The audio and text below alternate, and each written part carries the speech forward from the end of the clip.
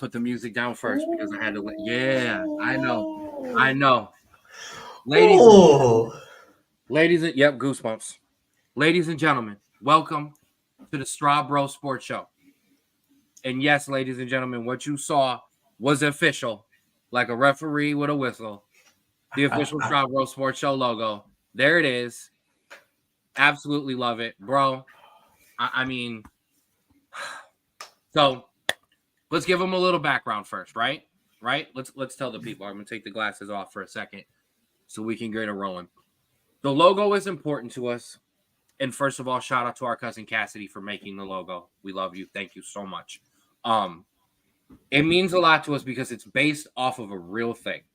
And that real thing is a real live picture. And that is that picture right there. Me and the little man, when he was a little man, I was definitely rocking him in some. I think it's NCAA. I'm more than pretty sure. Yeah. I'm definitely rocking you. I'm definitely putting a whooping on you. God. So that definitely. You still had hair then. I know. Look at the hair. There was hair under that hat, but love the fit. Look at you. And then that turned into that. I mean, that's as good as it gets, ladies and gentlemen. That really does. Do me a favor. Throw it up on the side. Throw it up on the side for us. However you had that. That made me happy. There we go. I love that. Thank you. Because now we're a lot older, and but it's the same, man. Still rocking. Still doing this sports thing, baby. And next time when I see you here in a week, we will definitely be doing some FIFA. So we'll be back on those controllers. Oh boy. All right. You don't want this. Oh, I want all this. So, all right. Get that out of the way for me. Logo drop out of the way. That is the most amazing thing we got going so far this weekend. Also, check the banner. We would like at the Straub Sports Show to wish you a happy holidays. Merry Christmas, Happy Hanukkah, Happy Kwanzaa, all of the above, all around. Anything I missed, I apologize. But happy holidays. Yes, my man's got the light up hat. I love it. I got little Santa, little reindeer, little extra reindeer. I also shout out to all our cousins watching and our family. Got a little piece of grandma's village up on the shelf today. So got to get that rocking. Bro, before we hit our news, let's talk about our guys on the 216 Sports Network. 4th and 15 with Mel and Smooth. Mel just dropped a little short talking about, as a Pittsburgh fan, talking about the hit. They got his players suspended. Check that out. Outside Interference, our wrestling podcast. The logo is designed. I was a part of the conversation yesterday. So that's ready to go. The Jay Rich Show, who I'm biased because we have a logo, but Jay Rich's logo is so great. I cannot wait for you guys to check this show out. Him and Rico just did a Sports Minute talking about the Cavaliers. Check that out as well. The Sports Minute and or the Rulers Minute, always hitting you. Like we said, the first episode of Crunch Time with Ken and Mel is a bit delayed due to unfortunate technical difficulties. That's okay. So we got to do a couple things, but that is still coming. Now, and always, the Straub Sports Show on the 216 Sports Network, Facebook and YouTube page. Go to the YouTube page, hit playlist, Straub Sports Show. We're there. All right, bro. Let's hit some news. All right. First thing we're going to do is we're going to talk about some coaching hires, right? And that would be Manny Diaz has been hired as the head coach at Duke. I like it. I think it's a good hire for Duke. I think Duke is always going to be getting a guy who's looking to take a step. Unfortunately, Manny Diaz is taking a step back, but he still wants to take the step forward. I like it. Also, Notre Dame offensive coordinator Gerald Parker has been hired at Troy. Bro, what do you think of those two? Yeah, I think Manny Diaz while he is technically took a step back, I think he's going to a very similar program in terms of his previous being the defensive coordinator at Penn State, now to Duke. Both team.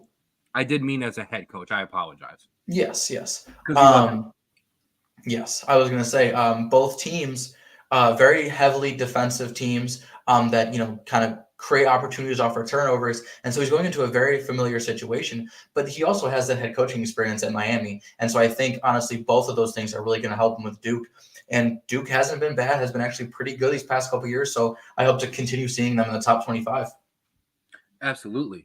Now, keeping it rolling with college football wise, we've got some big portal news. Okay. So let's point out, I mean, if we went through every player that is going everywhere in the portal, that would be the entire podcast. So, but let's hit some ones that are going to be familiar to the people around here. Kyle McCord, former Ohio State quarterback, is going to Syracuse. Quick thought? It's a little bit of a downgrade, but honestly, if he feels comfortable and he backed out going to it was Nebraska. Yes, it was a Big Ten school. Yeah. Yes. Yeah, that is a weird one. At the same time, I don't mind a guy going somewhere to cook for a little bit and kind of just play ball. Yeah. Daquan Finn of Toledo will be going to Baylor. That's awesome. That's a big step. That is a big step. I love to see that for a kid. Dante Moore of UCLA going to Oregon. Oregon is starting to get a crowded quarterback room. Will Rogers of Mississippi State, a highly touted quarterback, is going to Washington following Michael Penix Jr.'s footsteps. Arkansas quarterback KJ Jefferson has entered into the portal, another big recruit. In the University of Cincinnati, picked up his safety from the Ohio State University. Is that Kai? Is that how we say it? Kai Stokes. Absolutely. Talk to me a little bit. Oh, Jay has already started. Who Notre Dame not get? We weren't trying to get anybody. We already signed our quarterback. Jay. And you got a great receiver in signing, so I'm doing this, and I hope Mel doesn't get mad. I cannot wait because we have something cooking at the 216 Sports Network, and I'm not going to spoil anything, but at some point there's going to be a debate about Notre Dame, and ladies and gentlemen, it's going to go viral because me and Jay are going to put on the best debate that you've ever seen in your life. I'm telling you now, and I can't wait, Jay. And like I told the people, as you see Jay's comment up there, go and check out the Sports Minute that him and Rico did talking about the Cavaliers. You will absolutely enjoy that. So UC. Talk to me a little bit about UC. You got some other news on UC. And so I can do this.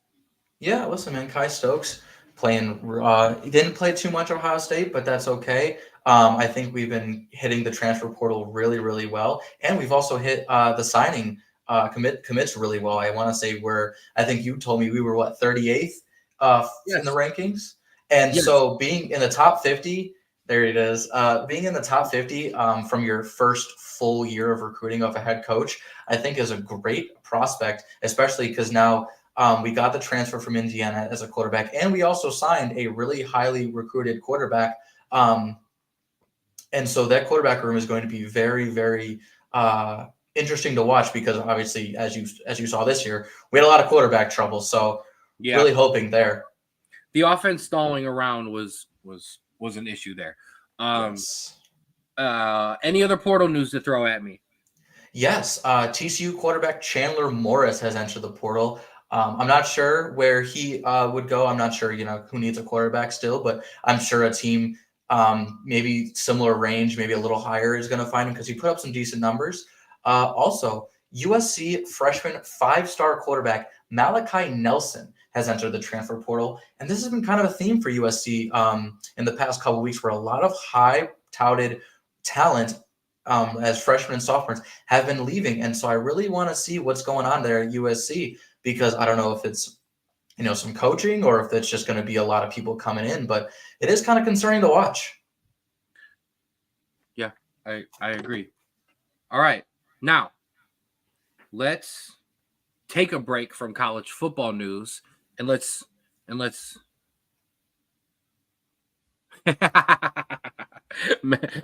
shout out to Mel. I didn't say anything, Mel. I just gave a little tease. Okay, give the people something. Come back for next week.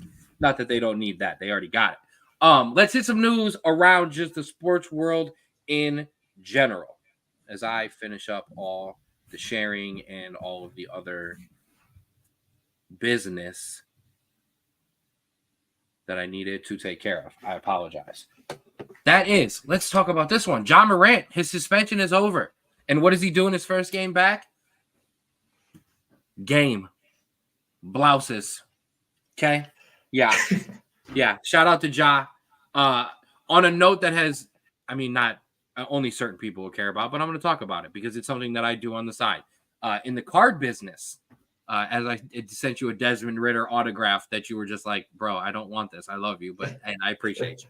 I still almost bought it for you. I did it. His cards flew up in value over the night too, as always. But John Morant's back. Yeah, and I think the best thing that happened between his ruling of his suspension and his first game back was we didn't hear a single thing.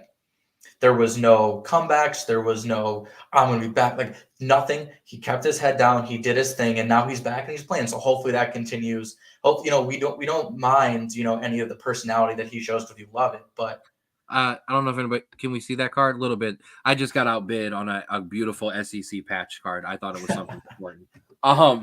Got to give the people what they want. Yeah. I listen, Ja, just do what you do, man. Ball how you don't do what you do. Maybe necessarily play how you play, and just don't get in trouble, man. That's it, please. That's all I ask for. I gotta do it again. Look at that. Look at that. It's beautiful. So nice. It's beautiful. Here we go. I haven't heard from any family yet, so we'll have to throw it back up when everybody gets back in. All right, I got you. Right in the corner. All right. We're not done. Some news that we get to bring to the regular folks that has to do with the footy end of the podcast. The MLS a couple of days ago announced that they were no longer sending MLS teams to the U.S. Open Cup. The U.S. Open Cup is and you're going to have to fill in some details here with me, bro, but it's a cup. It's America's League Cup, but in it involves the teams from lower divisions like all the other cups do. Well, they decided they were no longer going to send their top teams, that they were only going to send just their development youth teams. They're called MLS Next Pro, but they're basically the 16, 17-year-olds that haven't made the first team yet. Only those teams. They were not going to send any professionals or any pros.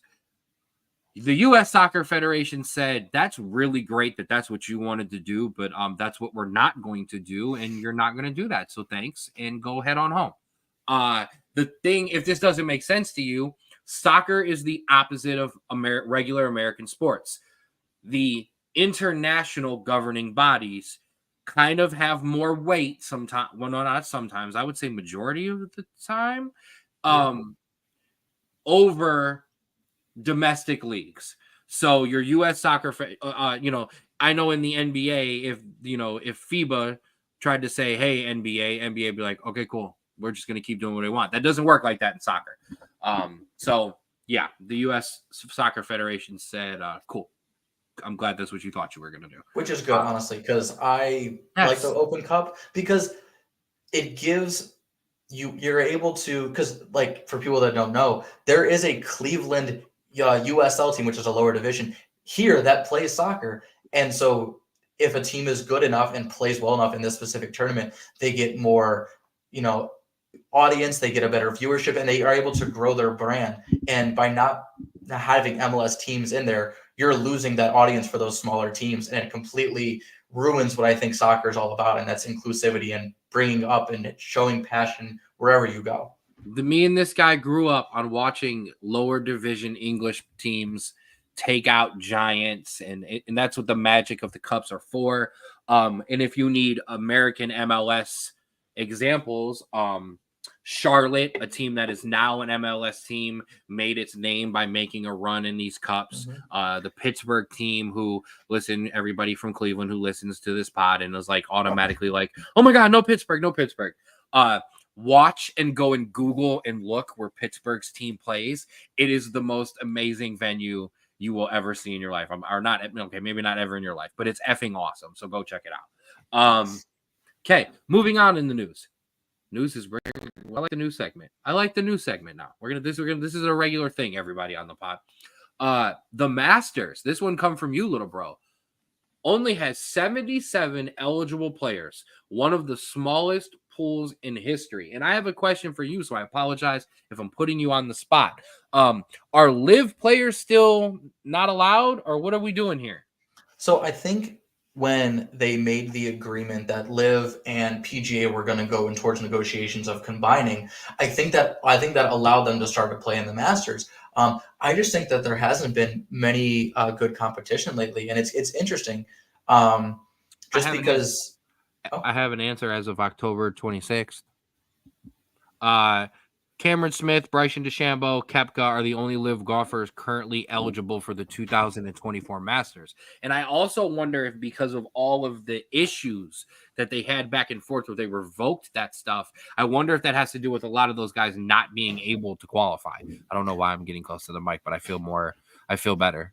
Do I sound louder? Should I not do that? I don't know. Agree? Yeah, but I mean, honestly, this is not good. This is not good for a sport that does not have. Listen, I love Tiger Woods. Tiger Woods is one of my top 3 all-time favorite athletes of all time. No doubt about it. Not a question over here on this side. He's in my group, that age group of me growing into a sports fan, and I got to watch him dominate. And I like golf. We'll never see that again. He's not coming back. I love him to death. He's not coming back. So we need to get out of him what we can. But in the meantime, golf is struggling and not having, like, at this point, they should just open it up to, like, hey, whoever the next 20 top golfers are in the world, we're just going to invite you for this year. Why? Who cares? Yeah, no, that's very fair. Honestly, I have noticed because I have some friends around the game. They love to play and they love to just go out there and have a good time. But I think the issue is, I think, just the watching, because golf is very much more of a fun get together, do your thing, not a watch or a competitive type to a lot of people. And so I think that's where you start to see a decline when you don't have someone like a Tiger Woods that is absolutely dominating and forcing people to watch. I'm sorry. Was that a question towards me? I do apologize. No, okay. Just a statement. Good. Golf is in trouble.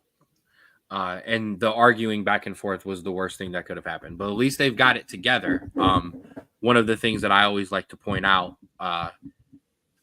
and sorry, I'm in the middle of potentially getting us a guest mid-show, so I do apologize. I was distracted there for a second. Golf,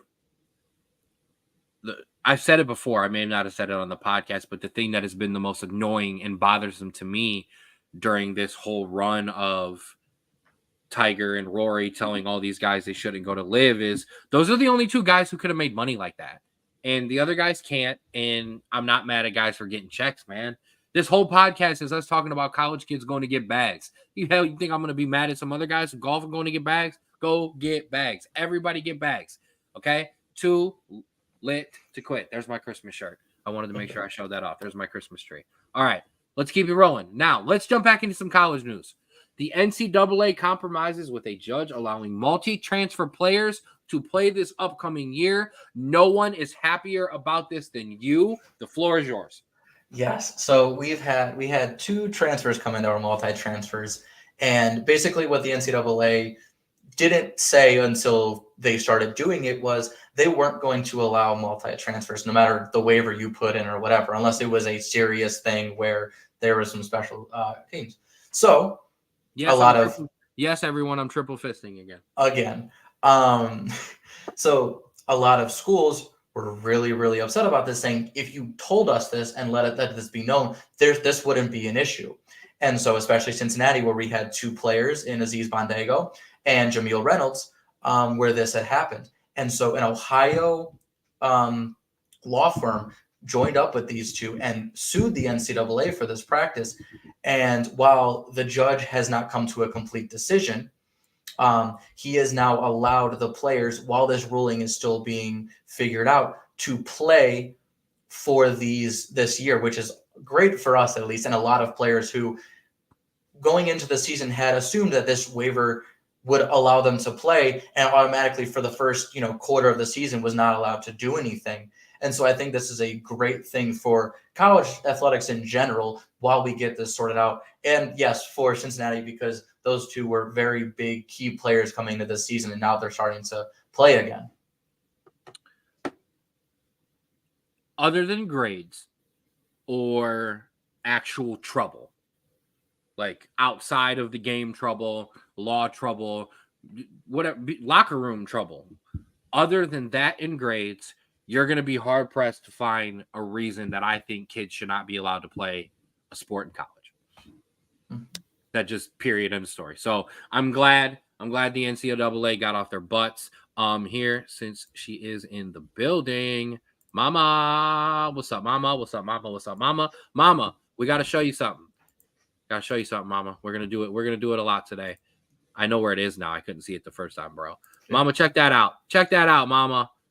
Look at that. Got us a logo, mama. Love you. Yeah. Boom. So I agree with you, bro. And I'm happy. And I'm happy you got guys now. Or you got guys in there playing who should be. Didn't help us against Dayton, but yeah. Hey, that's okay. And you know what? The thing is, and this is a big thing too, because we're gonna start transfer portaling. I like that better. We're gonna start transfer portaling this podcast out of college football into college basketball and some other stuff as well. Hey, mama, mwah, love you. And here says, oh, mama was here, so we got to show mama the fun thing too. Mama, ooh, logo, there it is. Oh no, well, I'm all over the place, ladies and gentlemen. Y'all know how it is. We got the real one there too, buddy. Yep, there it is, the original OG picture. There it is. We're going. Okay, Straub. So perfect. No worries there. Hey, mama's birthday's tomorrow. Everybody give a shout out. Early happy birthday to mama. Where was I? All distracted. Yes, the NCAA. Oh, we were still going down. We were still going down in news. Yeah. Oh, we're gonna be transfer portaling this podcast into a little bit of college basketball. Okay, college basketball. We're gonna do a little bit of NFL playoffs. We're gonna do some stuff like that. So, in the meantime, we've got some other portal news. Or not, I'm sorry, not portal news, but people news. Jaden Daniels and Little Tua have decided to enter the NFL draft. You do it. Enter the NFL draft the bowl game. Tulia? I think it was. I think it's Tulia Tagovailoa. Okay, boom, got it. So yeah, they would be skipping the bowl game and entering the NFL draft. That's fine. So was Sam Hartman of Notre Dame. I love it. I got no beef with it. I got no problems. Okay, if you were even if guys wanted to sit out a playoff game, I really don't care. Sorry, this stuff doesn't bother me. 5-star quarterback Dylan Raiola. I think so. That's how you say it. Flips from Georgia to Nebraska. What? Carson Beck is coming back. But NIL money, maybe? And UCLA head coach Chip Kelly went on a rant about the college football playoff format change. Light up the hat and tell the people about it. Yes, here I'll get you going here. So basically, I don't think he's upset with the college football playoff format more so. I think he's very much upset with a lot of the moving of conferences that these players are doing, or these teams are doing. And so he proposed this, which I want to get your thoughts on this. Yep. A 64 team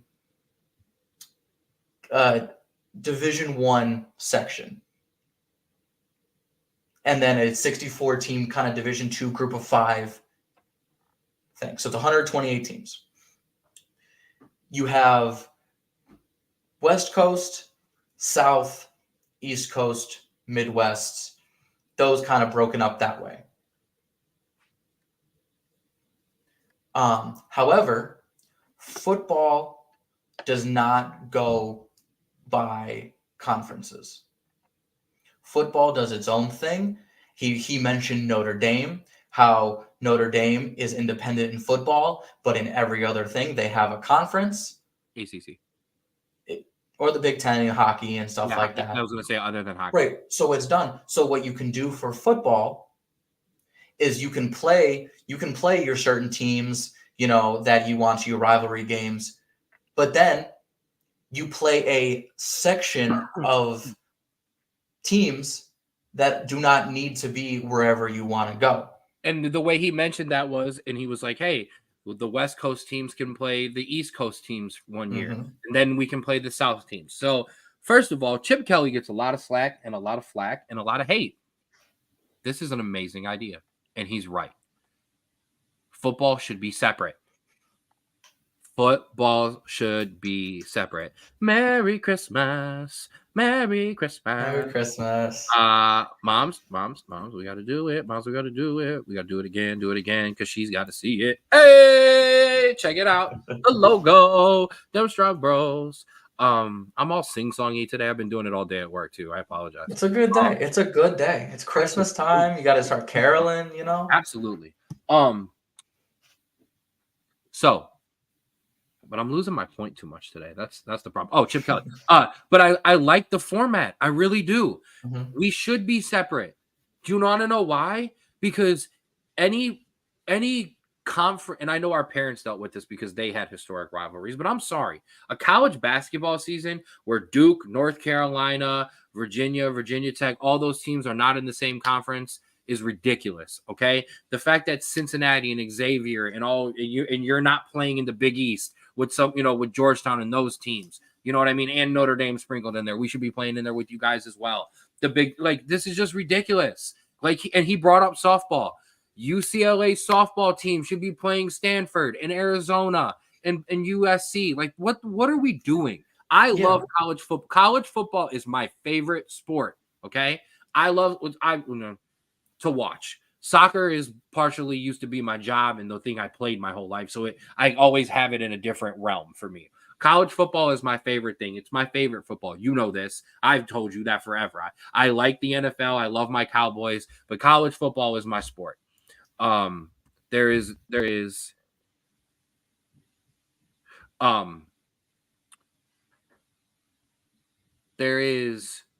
no reason to have it still attached to the other sports. It's over with. Be done. And that's okay. No, I agree. It's okay. And the worst part is we could get things fixed. It's possible that Florida State leaves the ACC and goes to the Big Ten. What? What are we doing? No, yeah. And it's the worst because you have do you think, I know that, do I think I'm right? Of course.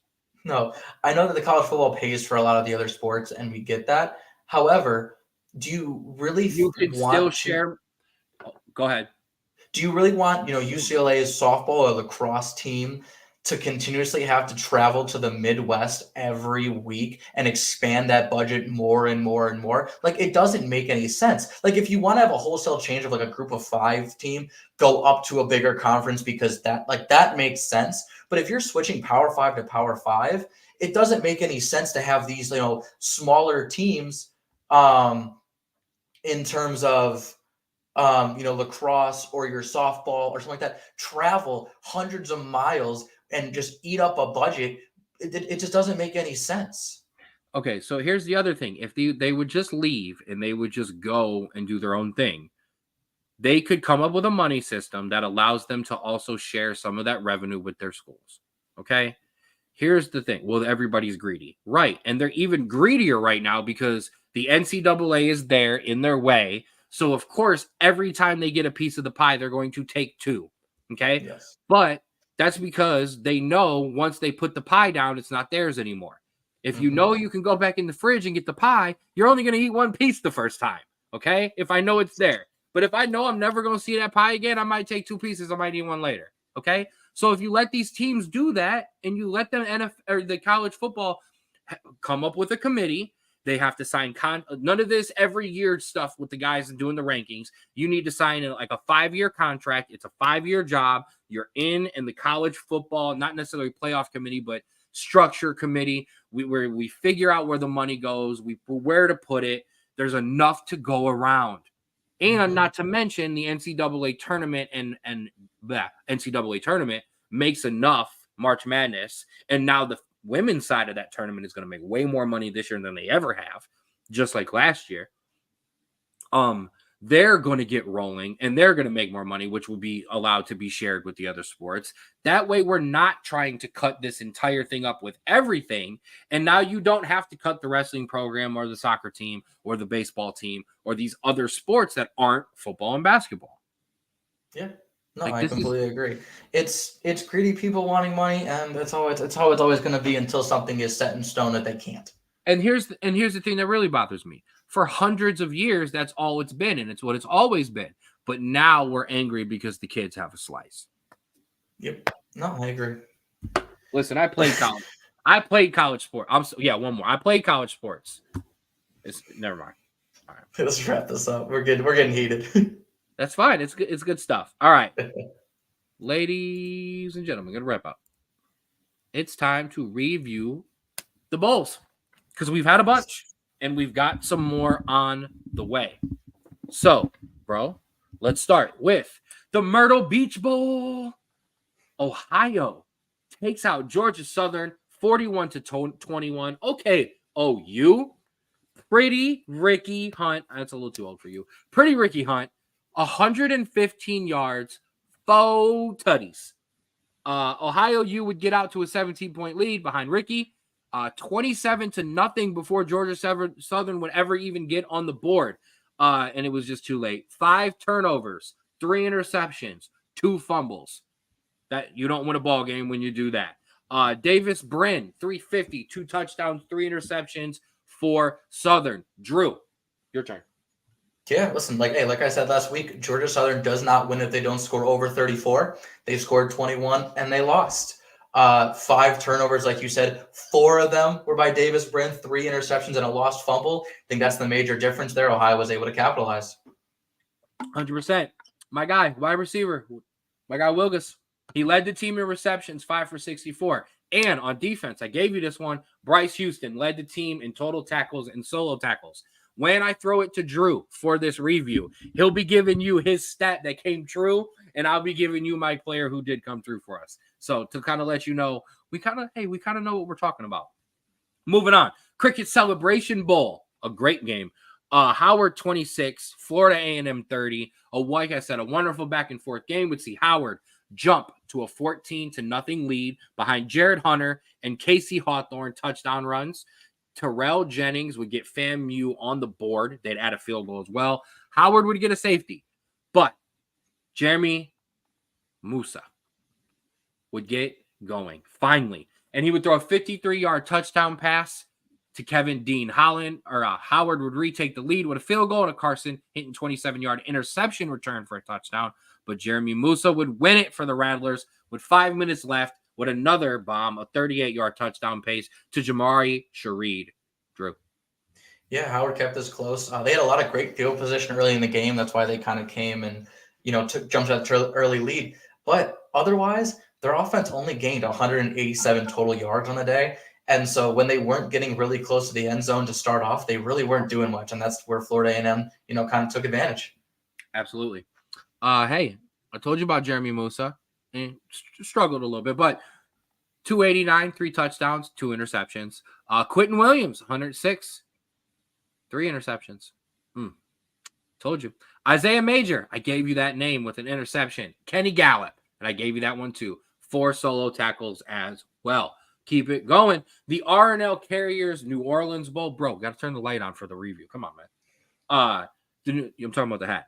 The R&L Carroll in New Orleans Bowl. No one has deserved the lights yet. Okay, so I'll take that. I like that. The R&L Carriers New Orleans Bowl, Jacksonville State 34, Louisiana 31 in overtime. These 2 teams would just go blow for blow with each other all the way to the end. Jalen Clark, a 46-yard fumble return would get the Cajuns raging.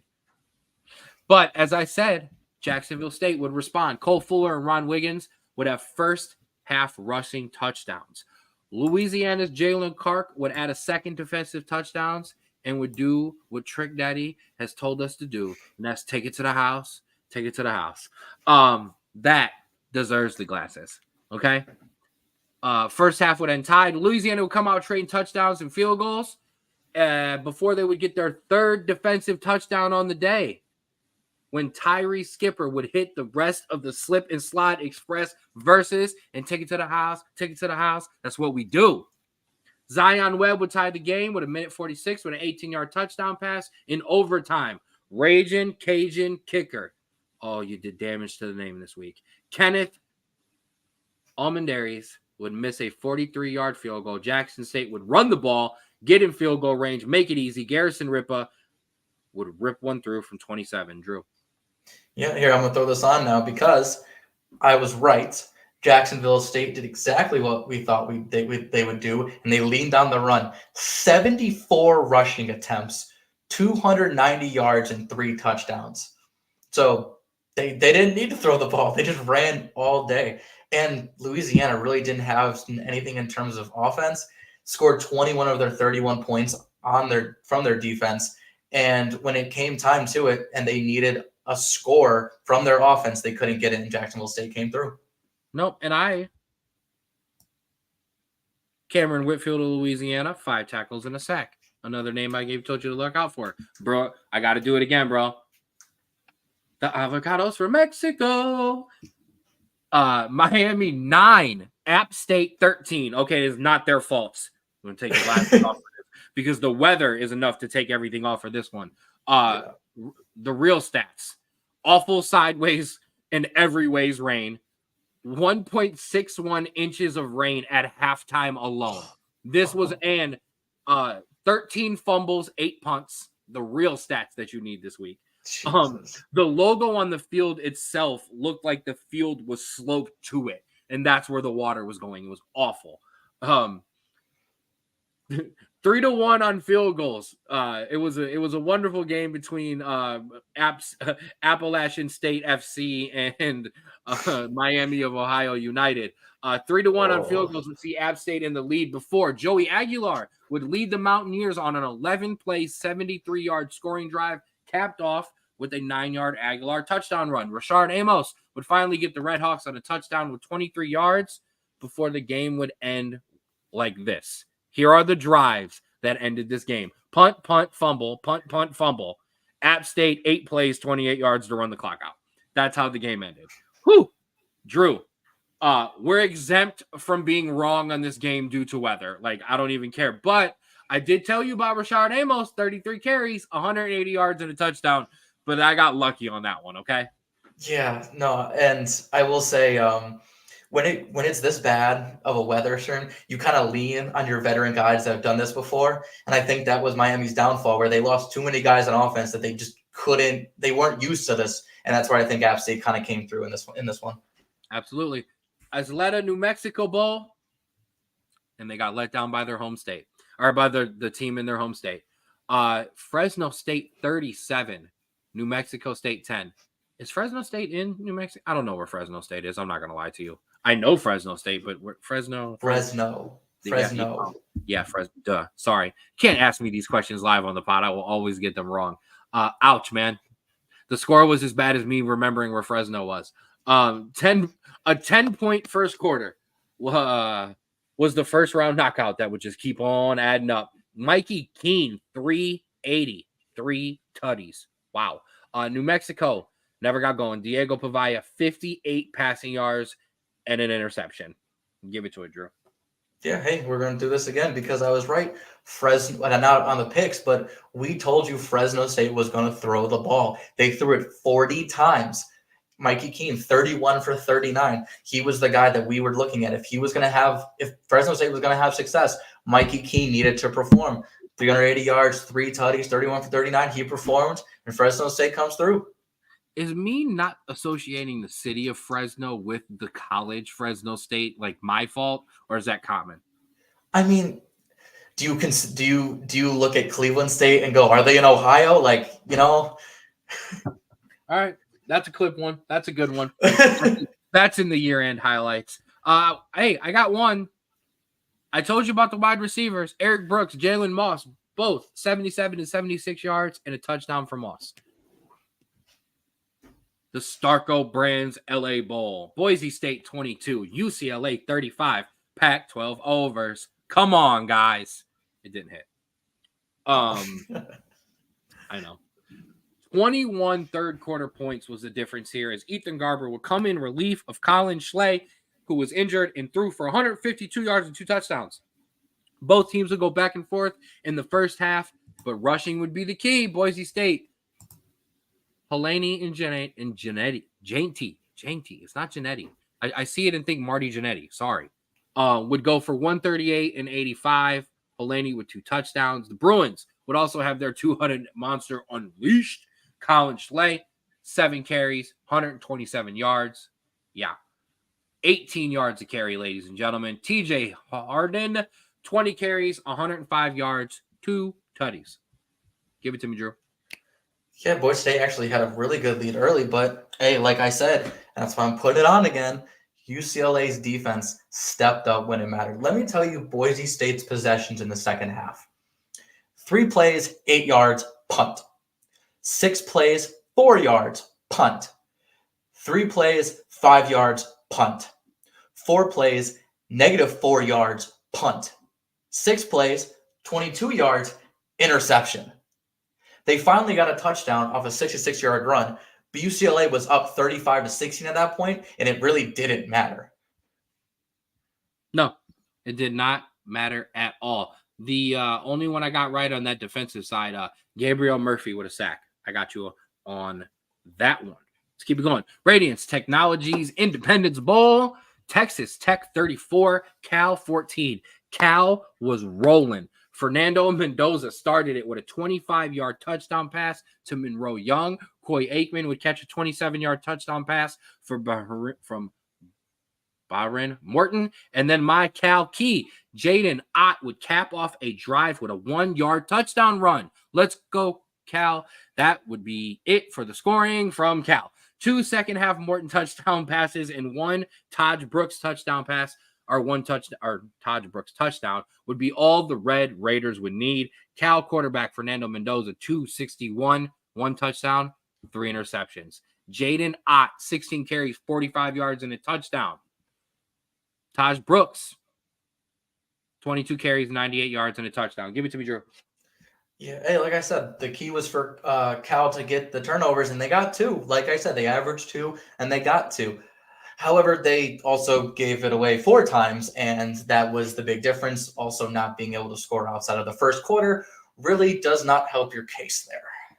No, not at all. Hey, I talked to you about this game and gave you 2 freshmen on the defensive end that were key players. And guess what? Freshman Kate Olave, 8 tackles. Freshman Ben Roberts, 5 tackles, 2 for a loss. You'll see them next year. The famous Toastery Bowl. Let's get it rolling, baby. Old Dominion 35, Western Kentucky 38. Hilltoppers quarterback Austin Reed late decided to hit the portal and not play. Thanks. So Turner Helton would start and get benched as Caden Veltkamp, who originally was entering the portal since early this year, came in and went for 385 and 5 tutties as they came back from not just 28-0, but to force overtime, but win this thing after they blocked an Ethan Sanchez field goal attempt. Kickers, do your bleeping job this week and then convert their own from 29. So I guess it's 2-2.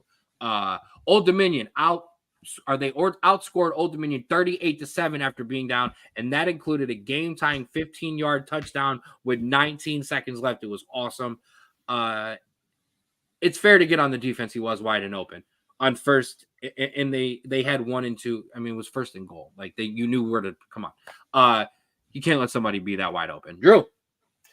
Yeah, Western Kentucky intrigues the hell out of me. They almost just could not come back. They had 5 turnovers in this one. But they threw the ball 56 times. Caden Veltkamp, like you said, 383 and 5 touchdowns, went 40 for 52. Just listen, they was throwing the ball from the top of that hill. And hey, give it to them. They stuck with it, and they came back, and they limited the turnovers second half, and they came back and won. So good on them, I guess. But Jesus, absolutely. Just for the record, when I said this last night when I was running through the rundown, she went, "That's a real bowl name?" I said, "Yeah, absolutely. The Scooters Coffee Frisco Bowl." UTSA 35, Marshall 17. Marshall scored 17 first half points. The problem is that's all they scored. And UTSA decided, well, we want to play in the second half. So, oh well. Rashid Ali, 64-yard touchdown run would get Marshall up 14-0. Then Owen McNown, 251, 2 touchdowns, 2 interceptions. But those interceptions were in the first half as they righted the ship, and so did the defense. Frank Harris decided not to play the day of the game. So cool. Thanks a lot. You were my key. True. Yeah, listen, despite the 3 turnovers by UTSA, they had a big 21-point second quarter. Robert Henry, 2 touchdowns, just pulled the Roadrunners ahead. And they never really looked back. Marshall really didn't look like they wanted to play after the first half. And so, that's what happens. Absolutely. Did I mention I talked about Rashid Ali? Let's go. Hey, my guy Joshua Cephas also did go off for 7 catches, 102 yards, and 1 touchdown. We're giving you that good stuff here. For the Roadrunner defense, I told you about Jamori Robinson and Brandon Madsen. They had to step up. 5 tackles, 1.5 sacks. They got pressure. They helped out. Hey, bro, we got long on the news, and I rallied us together on the review. Okay? So, that means everybody knows what it's time for. Oh, not that. Oh, our bowl records. Look at this. This is amazing. This is believing amazing. Turn the lights on for that. I'm putting the glasses on. That is amazing. Yes. And I think the best part about us both being 6-3 is I was having fun with making sure some of our picks were not the same. So it's not like we went chalk. Do you happen to know? Do you got details on this or no? I don't want to ask you questions you don't have answers to. Yeah. So I was going to ask you how. Yeah, go ahead. Go ahead. I was going to say I was wrong on the Cal one. You were right on the Texas Tech one. You had picked Boise State, and I picked UCLA, and UCLA came through. I think the only different, then the other only different one was Louisiana. I picked Louisiana, and they lost in overtime to Jacksonville State. Oh, and I picked Ohio. You picked Georgia Southern. And then the only one that I think we were both wrong on was New Mexico State. So, and all those games that that we looked at were pretty close. I mean, the Texas Tech Cal one got out of hand, but Cal had a good start. And so a lot of them that we had different on were pretty close. So it's not like we had many blowouts against us. Absolutely. I love that. I absolutely had to share everything that's going on right now so that that graphic is in everything that we're sharing, because it's amazing. That's all you cooked that one up on your own. I absolutely love that. Thank you for that. We did a little bit of playing around with it, but still, it's $100 by you, bro. Yeah, great. I love that. We're killing it on that. So as you see, you got that. Get that out of the way, because we're gonna go to our honorary Straub Bro of the week. You first. Yes, I want to shout out. I know nobody in Ohio really likes the state of Michigan. However, the Michigan State Spartans basketball team, men's basketball team to be more specific, coming in to this game, they were 4-5 and were playing undefeated number 6 Baylor. Very tough. However, they held them to 17 points in the first half. Now, to give you some perspective on that, that is the lowest a ranked team has scored in the shot clock era in one half. Pause. Run that back. How many points was that? 17. That is 9, not even 9 buckets. They went on to win 88-64, an absolute dominant performance from Izzo's squad that was projected to play pretty well. Kind of struggled first part of the season, but looking to really turn it on and become a tournament team down the stretch. Of course they are. And when they're not, Izzo will come out and he'll do his thing and he'll go on his rant, and that'll be that. So yeah, shout out to Michigan State. I got no problem giving some shout outs to some Michigan. Okay, when they deserve it, they get it. So I can't just give it out normal Straw Bros of the week. Okay, you know that. So let's start. All of the kids of National Signing Day, you are a honorary Straw Bro of the week. Take a bow, take your shine, Take all your pictures with your hats. I don't have a hat to put on. Take all the pictures with your hats, all of them with the families, all of that stuff. Love it for you. Get ready. Get ready to get your small bags, your little NIL bags if you're getting one. Get ready to enjoy being maybe with the first kid in your family to go to college, maybe being a kid who's continuing a legacy, maybe a kid going somewhere and breaking the legacy, and whatever it is. Shout out to all of you guys.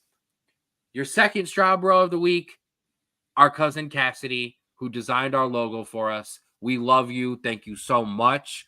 I think it's always great here. Absolutely. Thank you for making that for us and cooking that up for us this week. We really, really appreciate it. I absolutely love it. Spoiler alert, coming to a t-shirt near you. What? Yeah. I'm buying 80 of them. Absolutely. All right, bro. We're flying now. So let's keep it going. Let's get into some bowl game pick'em. Oh, that was what we already did. I already threw up the record. Some bowl game pick'em. These are great. The names are great. I'm not. That's why I took a pause there. The names are great. No, not for this one. The roofclaim.com Boca Raton Bowl. I'm out in Boca Raton. What? Shout out to ASAP Frank. South Florida versus Syracuse. Syracuse 3-point favorites. UCF picked up some injuries later on in the season, so can they rally? I'm not really 100% sure. LaQuint Allen of Syracuse is going to be a player to watch here. Go ahead, Drew. Give me yours real quick and give me a pick. We're going to run through these kind of quick for everybody. Sorry, yeah. I have to pause myself. I drink this much, and then now I almost have the hiccups. No, you're good. USF, listen, they've given up 300 passing yards per game. That's usually a big deal, but Syracuse will be starting freshman quarterback Braden Davis, who has thrown one pass all year. So it's kind of concerning. However, Syracuse are better on the ground. USF give up 36 points per game. Give me Syracuse. Same. I like Syracuse in this one. I just don't see South Florida coming through on this one. The Union Home Mortgage Gasparilla Bowl. Like this is amazing. Like how awesome is that? Georgia Tech versus UCF. Syracuse for mom. Oh, Syracuse for my mom. Okay. Love that. Absolutely. For grandma. Absolutely. We love that. John Rise Plumlee, 13 touchdowns, 8 interceptions. Haynes King. Oh, never mind. Go ahead. Never mind. I forgot you picked already. I thought you didn't pick. Keep going. Oh, yeah, I picked Syracuse. I picked it with you. I was making it quick. Yeah, I'm rolling, my bad. baby. My bad. Rolling. It's all good. John Rise Plumlee, 13 touchdowns, 8 interceptions. Haynes King, 2,700 yards, 26 touchdowns. Yeah. UCF, 4th in rushing. Okay. So they are going to run with and all over Georgia Tech. Give me the Knights of UCF. Drew. Yeah, they're going to pound that run game. They average 5.8 yards per carry. They average 232 yards per game. And Georgia Tech allows 5.5 yards per rush and allow 228.3 yards per game. I hate it. I never want to pick this team, but give me UCF. All right. Listen, man, I'm with you there. The 76 Birmingham Bowl. Troy not open, but are 7.5 point favorites over Duke. Listen. I love them. Each team with a bowl winning streak. 5 for Troy, 4 for Duke. Grayson Loftus, freshman, has a chance to be the guy for Duke potentially next year, but not for today. Troy is playing good, and they are the healthier team in terms of starters when I was kind of going through. So give me the Trojans of Troy. See, I thought I was going to be special on this one, but I'm also picking Troy. Duke lost their starting running back, lost their starting quarterback, along with others that aren't going to play. Troy gives up 16 points per game. They have a 10.5 sack percentage, by the way, which I think is ridiculous. I think that offense for Duke is going to just be non-existent, and their defense can only do so much. So I like Troy in this one as well. Love it. The Camellia Bowl. Camellia Bowl? Yes. Camellia Bowl? Arkansas State in Northern Illinois. Arkansas State, 2.5-point favorites. Arkansas State, actually, I want you to go first. Oh, no, because I don't want you to steal this, because I actually think you might. I know, my bad. Arkansas State has one of the worst run defenses in the country. When the Huskies of Northern Illinois outrush their opponent, they are 6-0. I'm going to hand it off to you. I don't have the same stats, but it's the same premise. Northern Illinois' running back, Antario Brown, will be the absolute key for this. We're actually flipping it because you have stats, I have players, which is interesting. Which was the opposite last week, which is great. 1,164 rushing yards and 11 total touchdowns. Top 15 team in yards per rush. That, combined with a top 5 passing defense in yards per game, I like Northern Illinois. Give me Northern Illinois. I like it. Northern Illinois. Because MAC teams can run the ball and go MAC. Okay? Yes. It's a Maction, baby. Maction. I don't think we haven't disagreed yet. No, we haven't. And this is funny. Let's see what you got on the next one, though, because I think we might be different here. We might be. The Lockheed Martin Armed Forces Bowl, James Madison versus Air Force. First thing we're going to do is we're going to give out some DAP. All of us. Sorry. James Madison and Air Force. Shout out to Air Force defensive back Trey Taylor for winning the Jim Thorpe Award for the best defensive back in college football. Absolutely. Okay. But the same as the Army Navy game, I want to give a shout out to these kids who are going to graduate and they're going to go to combat. They're going to serve our country. Love to the guys from Air Force. I know there's also some different paths for the cadets of Air Force, but still, nonetheless, academy. Okay. Former JMU coach who is now at Indiana also took his offensive coordinator, defensive coordinator, and quarterbacks coach. Give me something. All right. This might be a little bit of a roller coaster, but stick with me here. I'm on the roller coaster. I'm listening. James Madison has had an amazing season. 11-1, was first not going to be able to get a bowl game, but due to a lack of teams, was able to get one. However, a total of 15 transfers / opt-outs, including their starting quarterback and their number 1 wide receiver, will not play in this game. However, James Madison has kept their number 1 running back, and they average 267 rushing yards per game, which is number 2 in the country. However, Air Force only gives up 61.5 rushing yards per game, which is number 1 in the country. I hope you can tell how excited about this game I am. Listen. Oh, no, my bad. Keep going. I got to get my team here. This is a tough one. The difference, I think, between these teams will be discipline. And if we're talking discipline, we're talking the military. Air Force only gets 3 penalties per game for 28 yards on average. James Madison has a bunch of new guys coming in. They will be mistake prone. Give me Air Force. I thank you. I actually really needed you to do that. And you did it off. Yes, this is hard because, like I said, James Madison petitioned for this. They wanted this. So I've got to ride with the fairy tale, man, right? Like I got to ride with the fairy tale. James Madison going to rally the troops. If they were playing anyone other than troops, I would say yes, but they are. Go Air Force. I'm riding with Air Force. We are absolutely in sync to this week. This is amazing. I love this. Let's keep it rolling. The famous Idaho Potato Bowl. Love it. Georgia State, almost said Florida State. Oops, you might as well be in the Potato Bowl. Oh, wow. Too lit to quit, baby. Georgia State versus Utah. No, there was no need for that. Wow. Georgia State versus Utah State. Utah State -3. Georgia State has lost 5 in a row and has now lost 13 players to the transfer portal. Talk to me.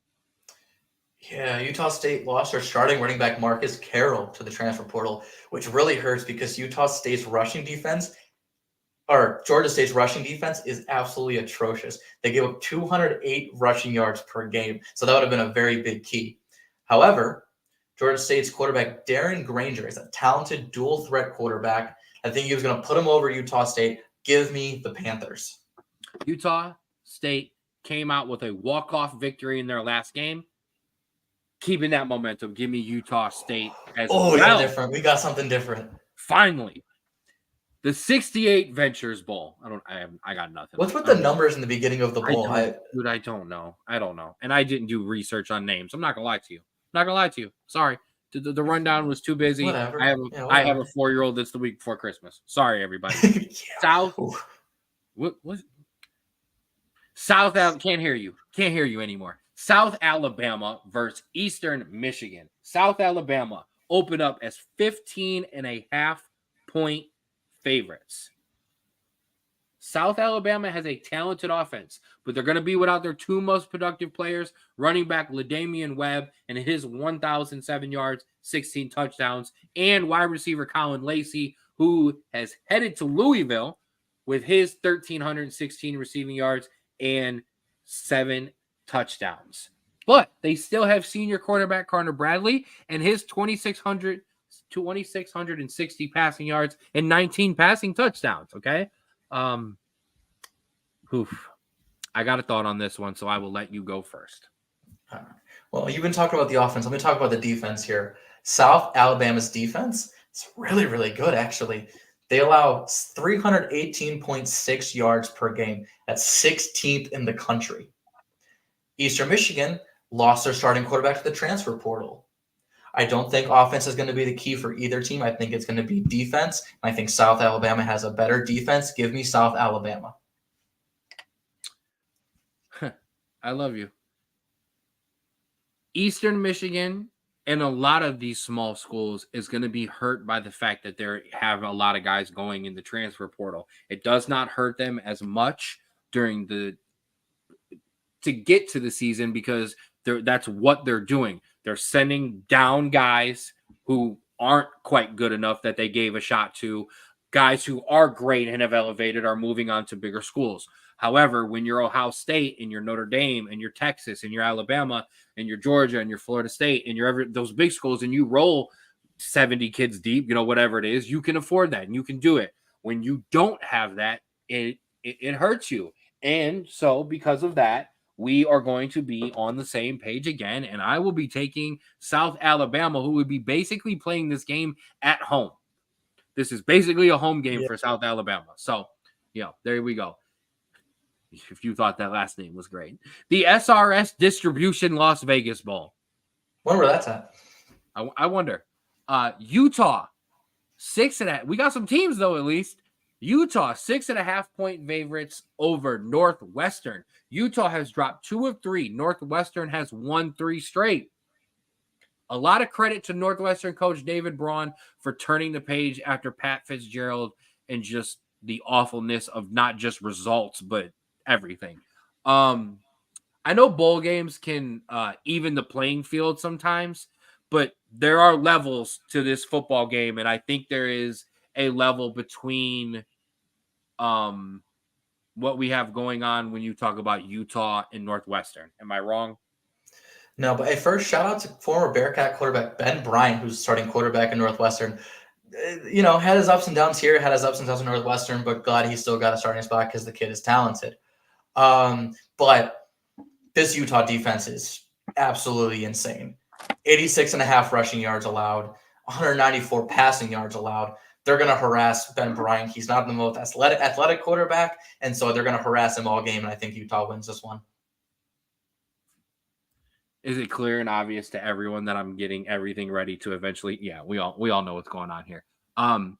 Like I told you, Utah quarterback Bryson Barnes is in the portal and will not. Oh, I'm sorry, but he will be playing. He's in the portal, but he's playing. This is really weird. But he's going to play. I don't care if the entire Utah roster was hurt and their families were playing. I don't think there was any way I was going to pick against Utah in this game. Listen, I'm keeping it 100 with you. Okay. So give me the Utes of Utah. The Easy Point Hawaii Bowl. Yeah, the best bowl location so far. Give me Coastal Carolina and San Jose State. San Jose State, 10.5-point favorites. Another game of directions. Your San Jose State Spartans, winners of 6 straight. The Chanticleers have dropped 2 straight. Give it to me. Let me just ask something first. For those that like aren't playing, like went to the transfer portal or opted out, and are choosing not to go to Honolulu, Hawaii, why? Listen, like I looked it up. It is supposed to be 81 degrees at game time. I love that you looked 81. I love that you looked up the temperature. Like, I don't like. Listen, I would.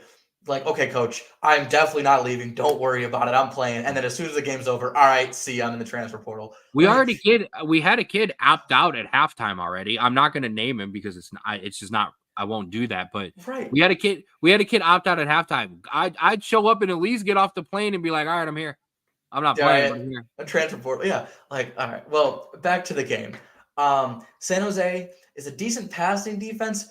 However, they have an awful rushing defense. They're 110th in rushing yards allowed per game. However, lucky for them, Coastal Carolina doesn't run the ball well. So give me San Jose State. All right. Full homer pick. Watch this one.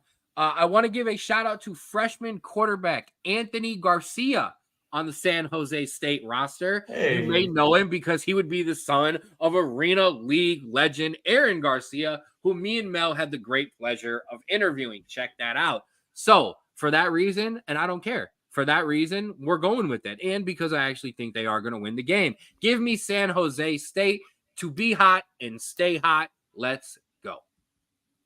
Ready? The Quick Lane Bowl. Let's get through it quickly.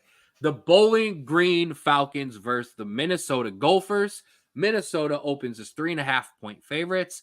Connor Bazelak, Harold Fannin Jr., let's get it. My Falcons are ready to show that they can hang with Big Ten teams. Tell me I'm wrong, little bro. Hey, listen. The last time these two teams played in 2021, Bowling Green had a 14-10 upset. So this is very possible. Give me Minnesota. It's not happening again. I'm sorry.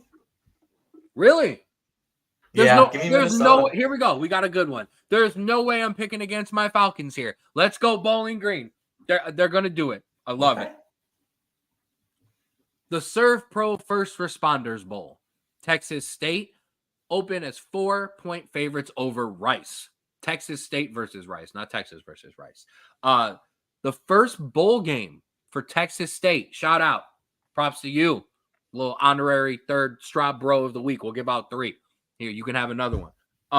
Rice. They've played with Texas and they knocked off Houston in double overtime. They are not a slouch. Talk to me a little bit about this one. Yeah. Random fact here. Texas State are 52 of 53 on extra points and 14 of 14 on field goals, which is the best in the country. So apparently they're good. They're doing what we want them to do, and that's do your job in terms of kickers. Yeah. But listen, Texas State has been playing hard all year. If you look at their games, they're either blowing teams out or losing close. I like Texas State in this one. I think it's their first bowl game. They're going to be excited. They don't know that it doesn't mean anything at this point in the year yet. So I think they're going to play hard again. I think give me Texas State. I absolutely love it. Give me Texas State. I'm not picking against a team going to their first bowl game. I'm not going to do it. Sorry. Can't, won't, not going to happen. I mean, you did before, but it's fine. Right. So what we're going to do, and I think I'm going to test this out because what we're going to be doing in the future is we're going to be running some kind of promos and we're going to be running like some little itty bitty mini commercials. So for the meantime and for the being, I am going to take a second and I am going to throw up the logo. I am going to hit the music and we will be right back.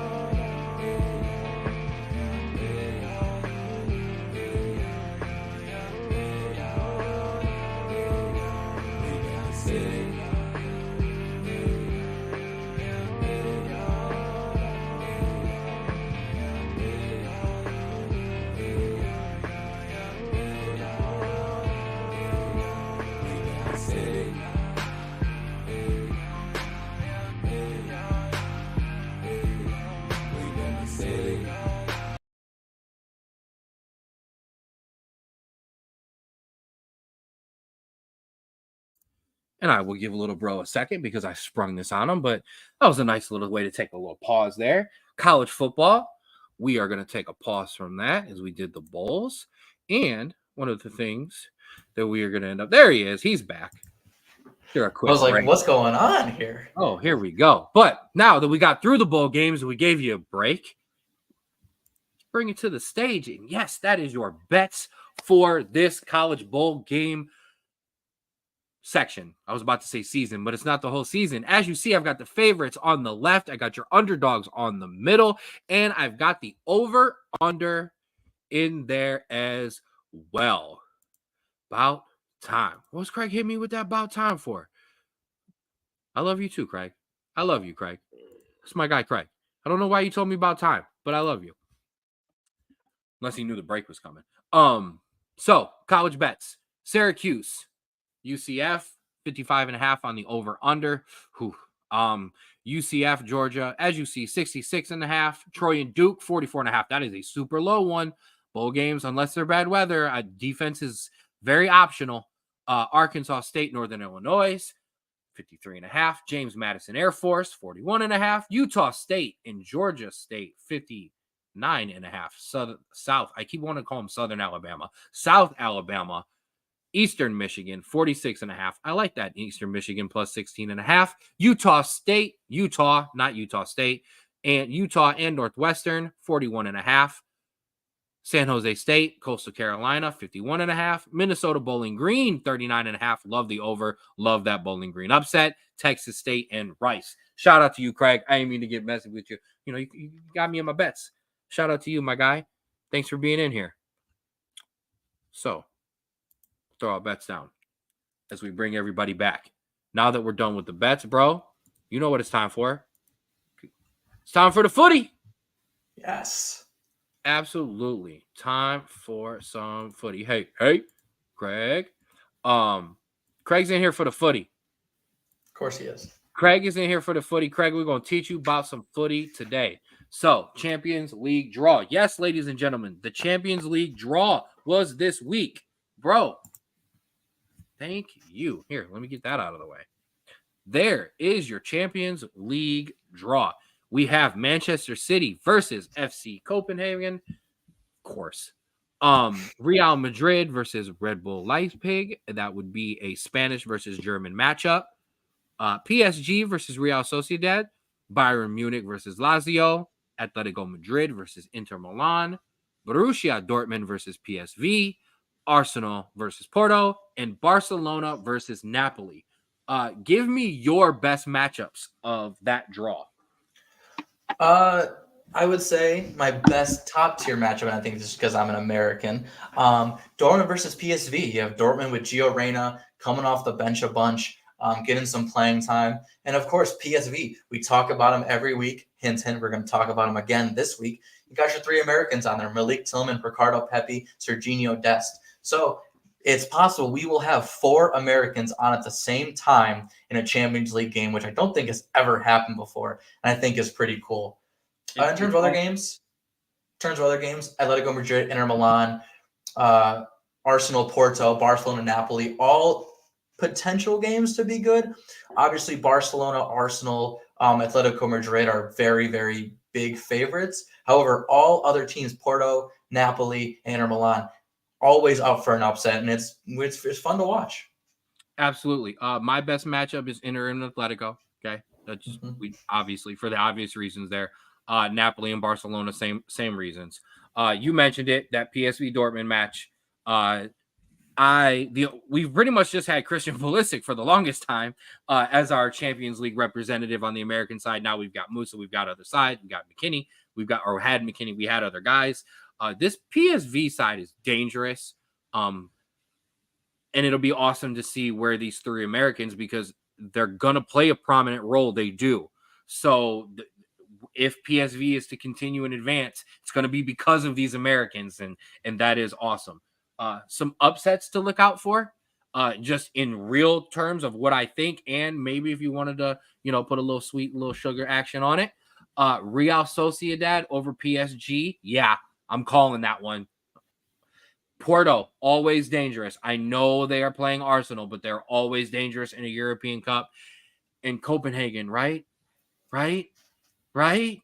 Please? No, bro? No? They're playing the wrong Manchester team to get an upset here. I will. About to get said. Okay, on the Christmas pod. Okay. Come on, it's family pod here. Come on. Yeah. All right. Okay. So those are your Champions League results. If I had to put you, ooh, you're lucky. You clicked out. You're good. I'll let you slide. Click back in for a second. Throw you on the spot. City versus Copenhagen. Obviously, we're both going to go City. Madrid, Leipzig. Madrid. PSG, Sociedad. I'm going to take Madrid as well. PSG, Sociedad. I think PSG survive another round.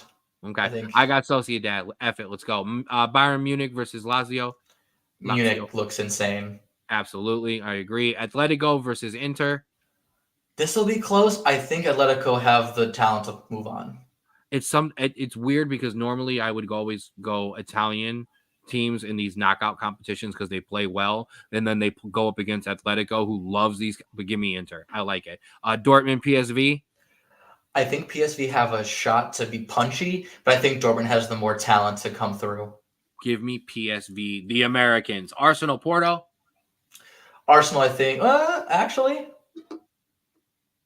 no. Yeah, I think Arsenal through two legs will get through. If it was a single elimination, I would say maybe Porto, but I think Arsenal comes through with the double. And Barcelona, Napoli. This is a close one, but I think the issue is Napoli striker Victor Osimhen is expected to leave in January, and that's their main form of attack. And so I think they're pretty toothless without him. Give me Barcelona. That would be it. And if he stays, give me Napoli. If he's gone, Barcelona. Way to hedge, Ken. Absolutely. Duh. Okay, let's keep it rolling. Let's do a little Prem preview, my guy. So, start. Bournemouth 1, Luton Town 1. We're going to get the important stuff out of the way first. Luton captain Tom Lockyer collapsed in the 59th minute after a cardiac arrest. Luton has said that Lockyer is still in the hospital undergoing tests, and they would not be providing a running commentary on his health, which is fine by me. It is worth pointing out that this is not the first time for Tom. He had a surgery for atrial fibrillation, atrial fibrillation. Not a doctor, ladies and gentlemen, nor do I speak English very well. In June, after collapsing during Luton's championship playoff win against Coventry, he had returned at the beginning of this year, made 15 appearances. But get well, Tom, and maybe I know this is hard, but maybe hang up the boots and let's just make sure that the ticker is okay. There are things way more important than football. He's not the only person who's making sure that his ticker and his life is okay this week. So, Tom, I had to do it this week. I made a good change for myself. You do the same. And please get well. Please. And I hope you get to enjoy this Christmas time with your family. The game will be replayed at full at another time. I was weird. I thought they would maybe potentially pick it up from 1-1, but I guess being tied, I guess it really doesn't matter. But they will pick it up and replay the entire game. Anything to add right there? No, just, like you said, when it's that close in between incidents, you got to really take a long look in the mirror and see if this is something that you can continue for a longer period of time, or if it's getting close to the end. I agree. Okay. Let's get on to the footy. Nottingham Forest 0, Tottenham 2. Richarlison, first half extra time goal. Got it started when he beautifully headed away a Kulusevski cross. Then, United States men's national team keeper Matt Turner, who would poorly clear the ball out off of the ball being played back to him. He was rushed. He's not great with his feet. He would poorly play it out, and Dan Kulusevski would blast one right through his hands. So Turner 2 for 1, and not the good kind. A 70th minute red card for Bisomi would also be added in for a very silly challenge. Drew. It's tough. you want to blame it on, him just getting back into the starting lineup and not getting many minutes, but this is also something that this is not acceptable of a starting goalkeeper, and it makes it even harder to see when he's in a goalkeeping battle with the other goalkeeper for Nottingham Forest. So we'll see. It's not looking good for any of our goalkeepers really lately, and so hopefully we got a couple years to turn that around before the next World Cup. But in terms of this game, at least, Zach Steffen's rumored to be coming home. Yeah, he was hurt. He's been hurt, and now we'll see coming January if he's fully better. We will see. But in terms of this game, let's not get off into a United States men's national team goalie discussion. Yeah, even playing down a man for 20 minutes, Tottenham never looked out of control of this game, and that's pretty. Honestly, though, Tottenham is very dangerous, but I think this is more of a damning argument for Nottingham Forest just not being quality at all right now. Save it. I got that. I got a question for you later. Moving on. Newcastle 3, Fulham 0. Yeah, 3 second half goals completely bring Fulham back down to earth. Raul Jimenez would put Fulham down a man in 20 minutes in with just a stupid challenge, flat out. Ball was in the air, and he decided to just go full flying knee into a guy's chest and was nowhere near the ball. Wasn't even close. Yeah. You want anything to add on that one real quick? Yeah, Newcastle was pretty angry after being bounced out of Champions League, and when you give them up a man with that aggressive attack, it's not going to go well. No, not at all. Lewis Miley would get things going in the 57th when he finished off what was a beautiful run for Bruno. I'm not even going to give that one a shot because I can't. Jimenez, that would see the ball squirt out to him. Fulham would make it 2-0 after Anthony Gordon, Shane Longstaff, and Callum Wilson would create some great link-on play. Wilson was fouled by the defender, but the ball would squirt out to Miguel Almiron, who would finish it home. Dan Burn, what a great Dan Burn would finish it off in the 82nd minute after a free kick would squirt out to him. A lot of balls squirting around the box. And then it was played back beautifully by Jimenez and headed past the keeper. Let's keep it going. Burnley 0, Everton 2. Amadou Onana, the good Onana, unless you're talking about Caballero Cup penalties, but because his penalty was awful. So I guess the good Onana out of him. And not my Onana. My Onana is amazing. Would get the started scoring for Real Everton in the 19th minute when he headed home a corner as he rose up over everyone in the box, and he literally did rise up over everyone. Michael Keane would then finish it off when he finished home his own rebound in the 25th minute, and the Blues take home all 3 points. Winners of 4 in a row. 4 like the Horsemen, baby. Yes. Yeah. I'm going to take John Oliver's quote here. He's a famous guy who does the news. He has a late night show. He's saying this about English people.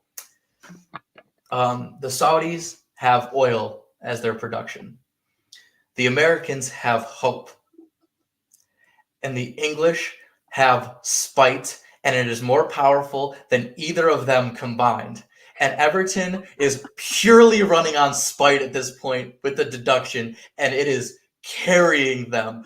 Like they could have had a 50-point deduction, and it might not have mattered. It wouldn't matter. And do you not have the Premier League table loaded up? You do. I got it. You know what? Preview it real quick. I'm gonna put it up for a second.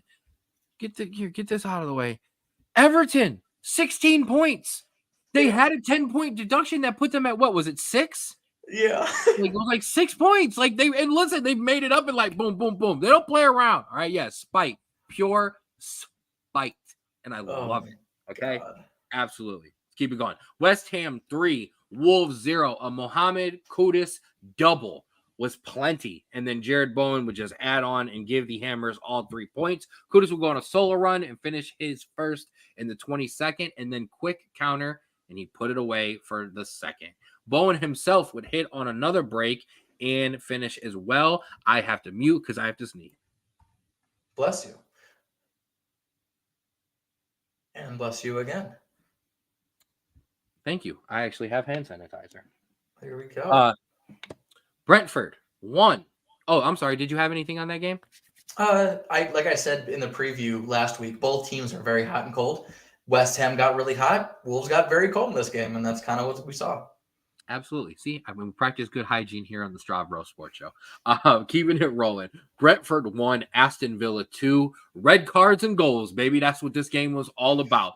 Brentford would get out in front first behind a 45th minute Keane Lewis Potter goal off a corner. Keane Lewis Potter. What a great name. Goal off of a corner as he found the rebound and volleyed that boy home. Man, it was a good one. Ben Mee. The names this week are amazing.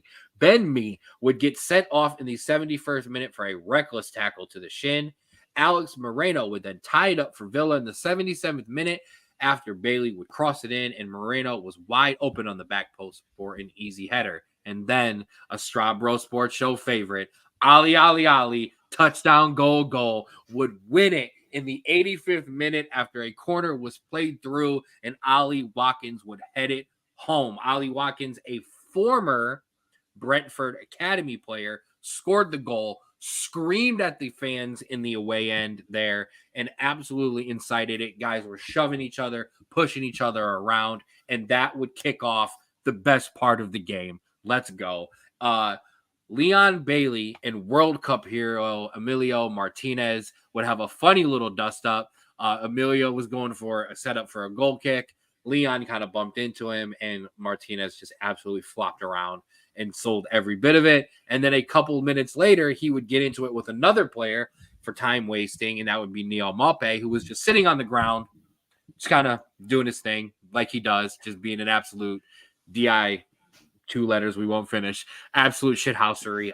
It was amazing, and Martinez didn't like it, and he tried to pick him up. And then Kamara would come over and put his hands on somebody's throat, and it would get going, and he would get sent off. Am I wrong? That was the best part of the game. Forget the goals. Give me the dust up, baby. Christmas dust up. It was the best part of the game, and I will say this. I said last week that there was going to be a comeback down to earth moment for Aston Villa, and it was so close to coming true until that red card came in the second half.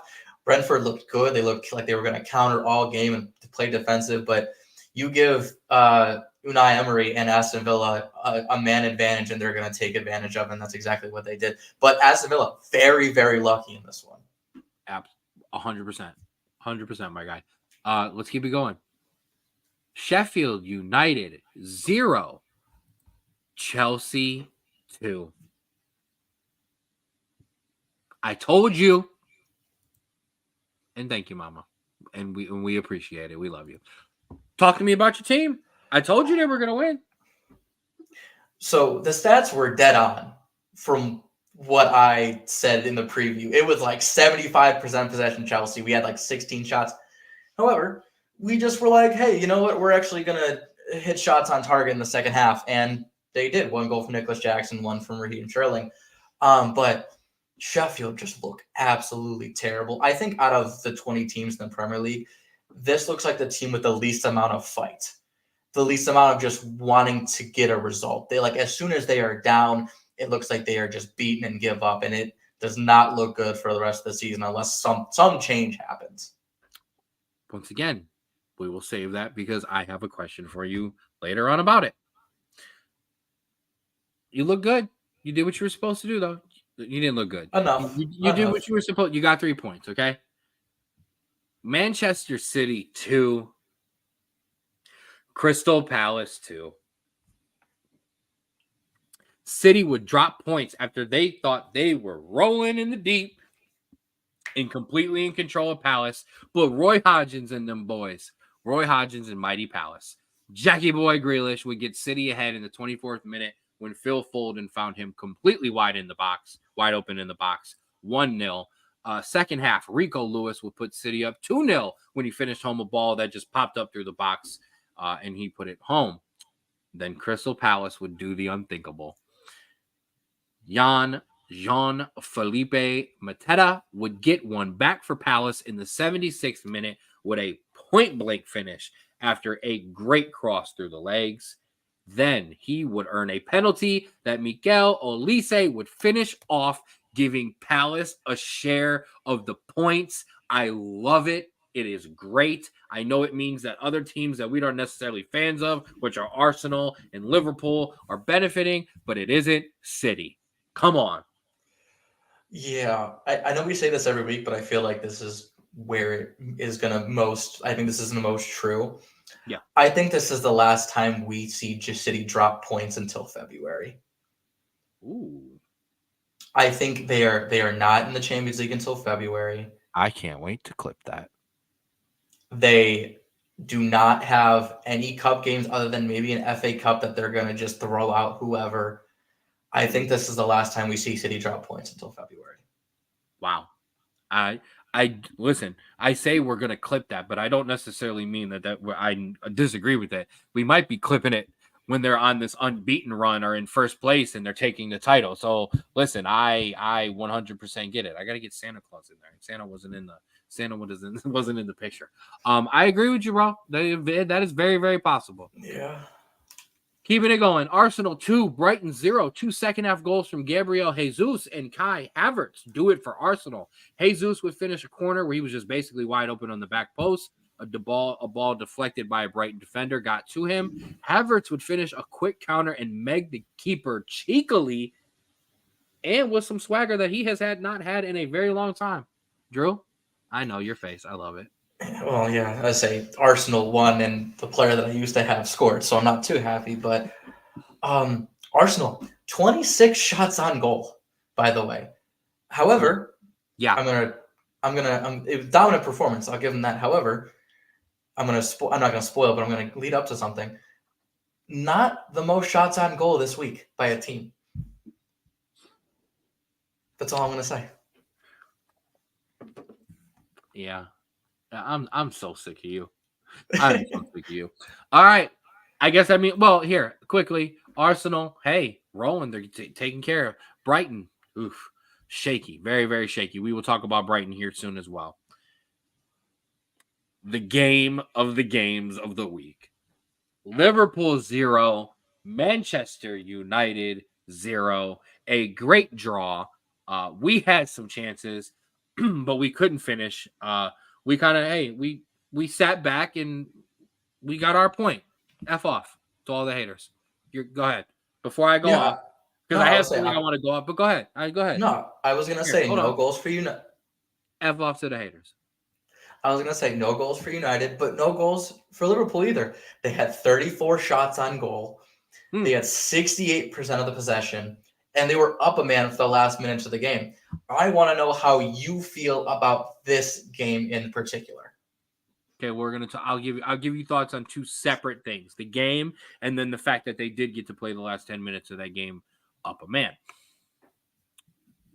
I didn't have a problem with it. We have so many guys injured. We have so many guys banged up. We're not together right now.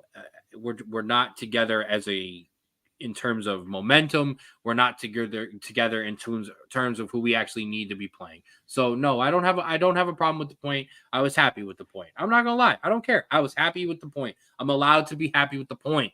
Like nobody goes even the invincible team of Arsenal had points. Okay. I'm happy with a point here. I don't care. I'm sorry. The red card was absolute trash and was absolute nonsense. Okay. Sorry. My mic's been holding a button down. Getting aggressive over there. Yeah, it was nonsense. It was bull. Okay.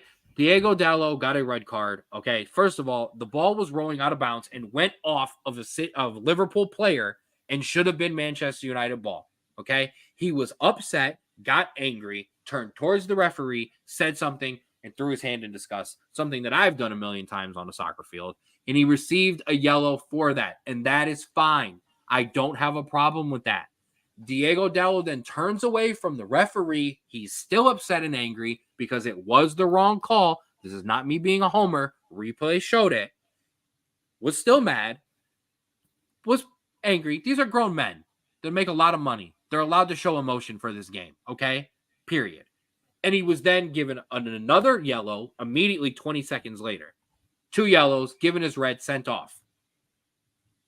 VAR had to ask the referee what was going on because even when they went back and watched the clip, they couldn't figure out why he had given them a second yellow.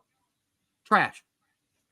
I have a question first, because we saw this very similar thing happen a couple of weeks ago when United States men's national team right back Serginho Dest got 2 straight yellow cards for dissent.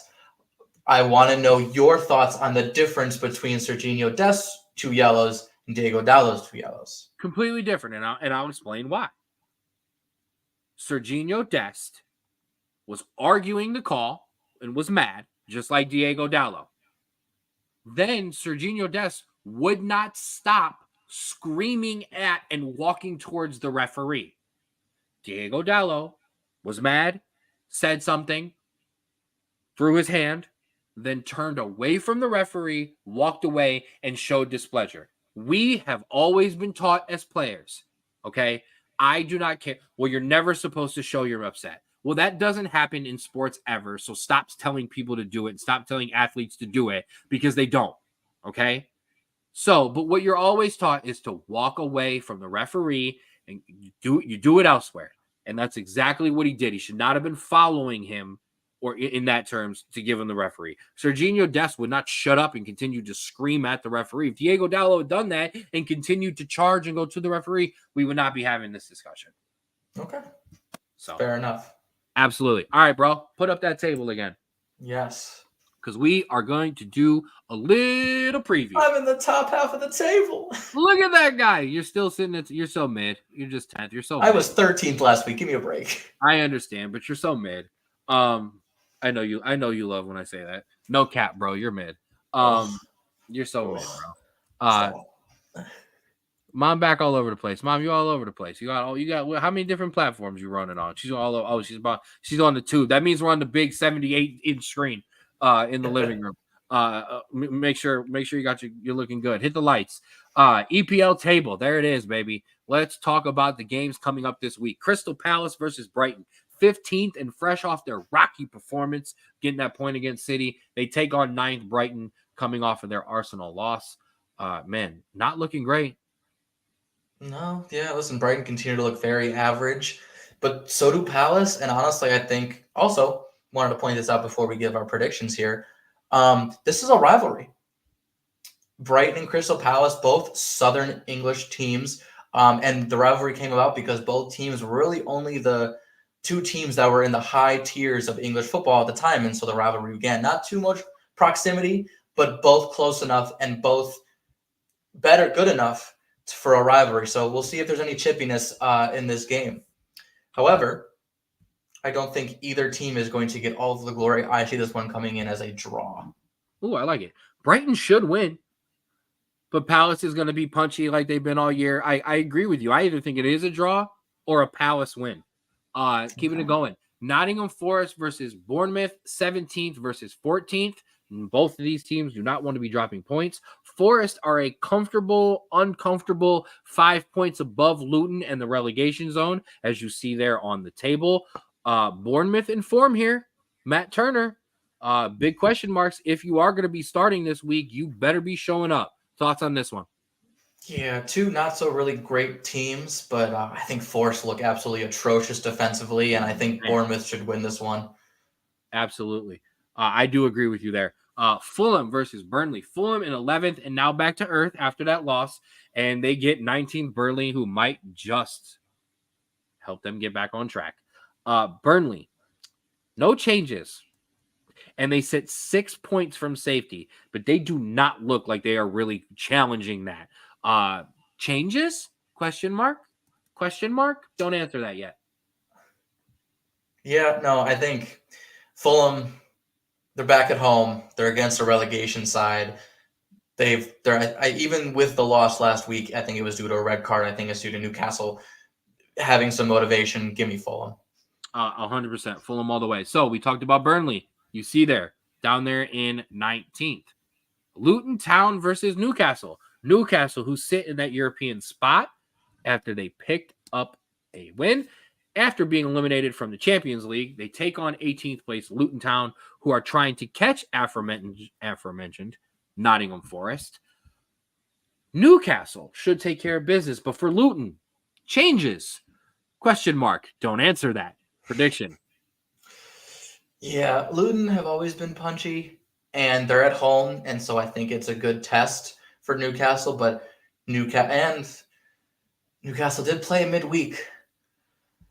I don't think Luton has it. I think it's a close one. I think Luton played close, but I think Newcastle gets the win here.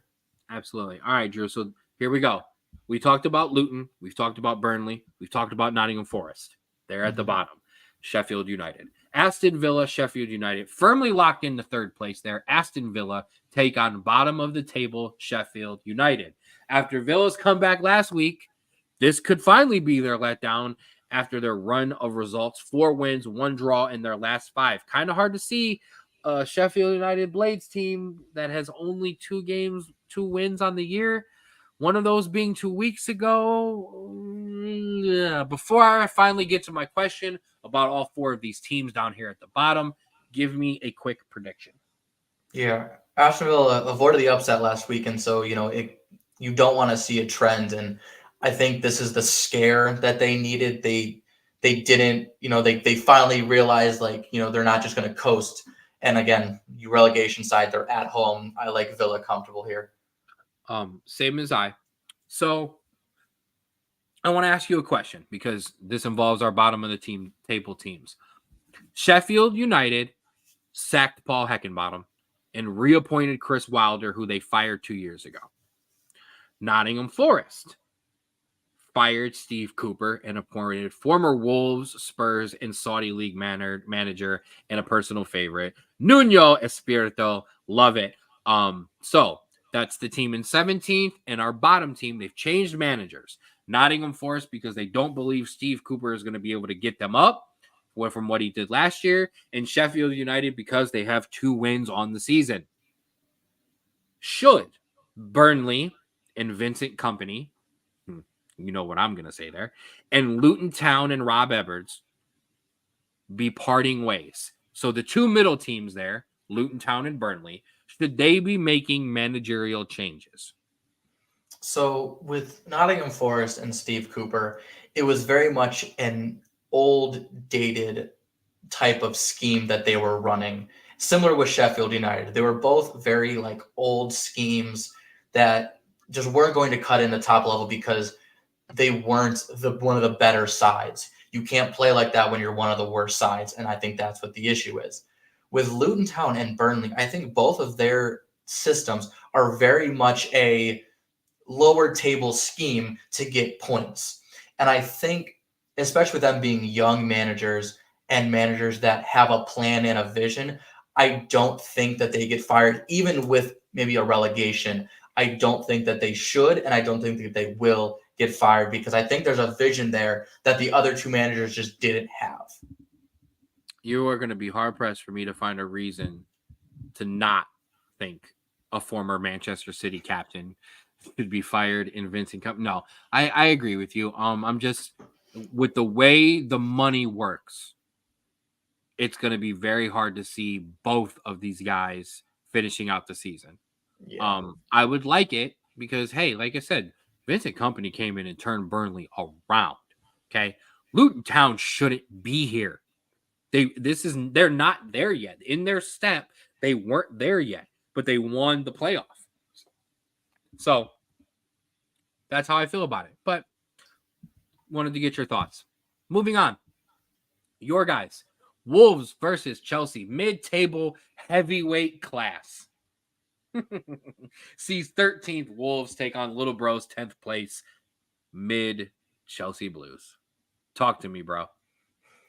Talk to me about this mid battle. I genuinely don't know who's going to win this game.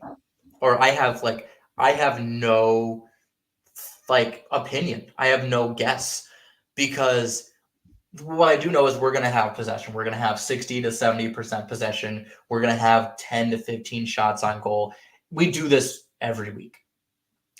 Whether we do anything with those shots and that possession is going to be seen on Sunday. And you know what? I really need them to show up because Christmas is around the corner. I've spent money on Christmas gifts. We're a little low on funds this year. This would be the little boost that I needed to end the year. So please, just please give me something. Oh, you are amazing. I actually think you're going to win. I gave you my prediction last week. I think you'll win. I think you're going to beat Wolves. I don't know if you're going to shut them out, but I think you will win the game. Let's keep going. Tottenham versus Everton. 5th place Spurs, winners of 2 in a row, take on Real Everton, winners of 4 straight. To the people who are listening to this, who don't know soccer, they are not Real Everton. They are Everton FC. This is just a joke because they're playing like Real Madrid. I'm just gonna keep it real. It's a good little game we got here, bro. Yeah, I think Everton's playing really well. It's just Tottenham is at home. Tottenham's playing on another level right now. I think Everton come out and play tough, but I think Tottenham, once they get a hold of this game and get a foothold, they're not going to let go, and I think they win this one pretty well, comfortably. Everton have won 4 straight. For the most part, teams do not go on large runs like this in the Premier League unless you are a City. So I would be pressed to pick Spurs here, but man, it's going to be hard. Everton's going to give it a good game. That is for sure. Here we go. You see the scarf. Come on, baby. Let's go. West Ham United versus Manchester United. 2 teams right next to each other in the table. As you see, 7th and 8th respectively. West Ham are always dangerous, and they always play us good. They really do. We've also got more injuries again. Harry Maguire, Mason Mount added to an already long list of injuries. Still no Bruno Fernandes because he is suspended. And now so is Diego Dallo. Malacia is hurt. Casemiro is unavailable. Come on, boys. Rally it together. If you can put in the performance against Liverpool, there is no excuse. You cannot put in a performance like that against West Ham, which will win you the game because you will get more chances against West Ham than you did against Liverpool. The problem is we have not put in back-to-back performances very often this year, so I am not very hopeful. I am not very looking forward to a Christmas miracle, so I'm not really sure about this one. Yeah, listen, West Ham's coming off a really good performance, and all signs are pointing to a West Ham, win. However, United always find ways to get points. No matter if it's, scraping by at the end or losing 3 points, you get points regardless. And so I'm liking a 2-2 draw here. I think you are down 2-1 with like 80 in the 85th minute. And I think Bruno Fernandes, whether it's legitimate or not, gets a penalty and slots one away, and I think it's 2-2. Bruno isn't playing this week. Oh, well, then maybe not, but still a 2-2 draw, I think. A 2-2 draw? Listen, 3 points, baby. Come on. 3 points. And now, let's effing go, bro. Your game of the week. Merry Christmas, everybody. Liverpool, Arsenal, number 1 versus number 2 in the table. Come on. The 2 teams who are in it and are making the run to sprint away. A chance for Liverpool to remind everyone besides City, they also won a title recently, and Arsenal trying to prove once again that they are real and they are here. Let's go back and forth. Talk to me a little bit about this one real quick. Yeah, listen, the 2 teams at the top of the table, like you said, one team I really don't like in Arsenal, and one team you really don't like in Liverpool. However, for anyone to take Arsenal seriously, I think they need to win this game. I think to be able to prove to the league that you are going to challenge, you need to win these types of games. Because if not, you are going to do what you did last year and trip and stumble at the end of the season and become 2nd or 3rd place. Absolutely. Now, as of right now, and these things change every 2 weeks in soccer and in the footy, the City win doesn't look as great because of City's run of results right now. It did not hold as much weight as it did 2 weeks ago. It just didn't. That's fair. But they're still only 5 points off.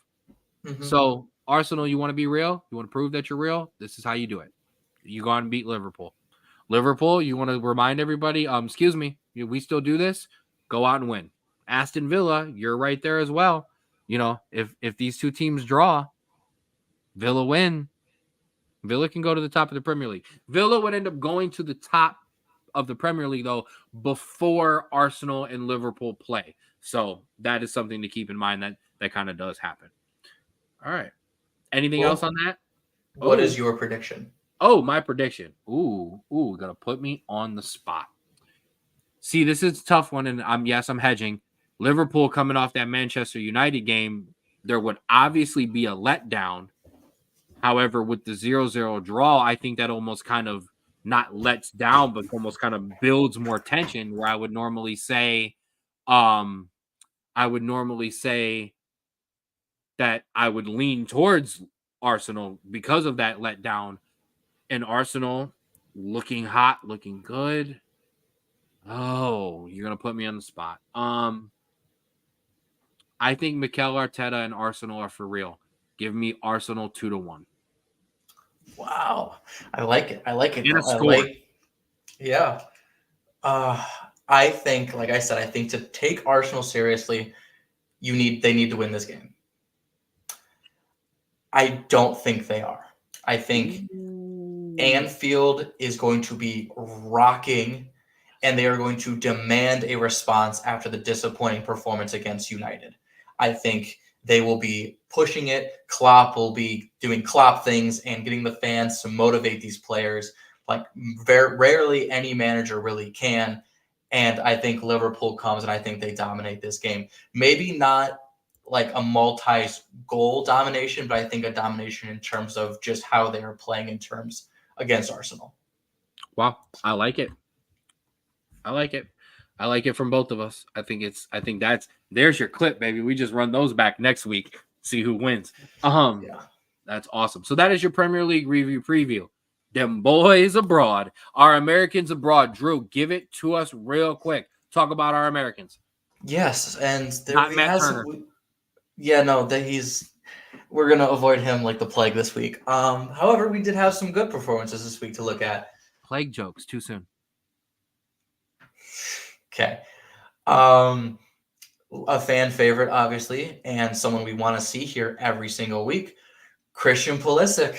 Great performance again, capped it off with an assist in Milan's 3-0 win. He is really just absolutely flying so far with AC Milan, not Inter Milan, and really showing how much of an asset he is for that attack. Timothy Weah, a name we have not said in a while, not because he hasn't played well, it's because he hasn't played at all. Came on as a sub in Juve's 1-1 draw, his first appearance since his injury.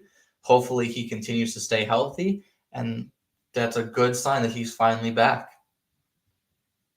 A fan favorite of the pod, and more so a fan favorite of Ken, Gianluca Busio.